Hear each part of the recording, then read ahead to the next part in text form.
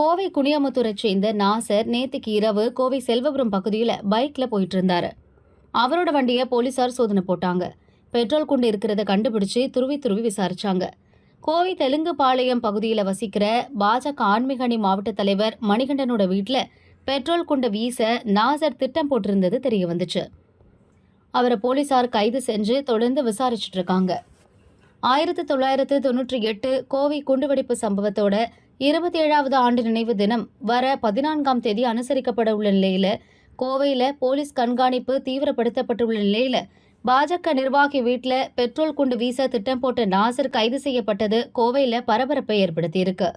நாசர் 2013 கமலஹாசனோட விஸ்வரூபம் வெளிவந்தபோது theatre மீது குண்டு வீசுவேன் அப்படின்னு பகிரங்கமா மிரட்டல் விடுத்தாரு.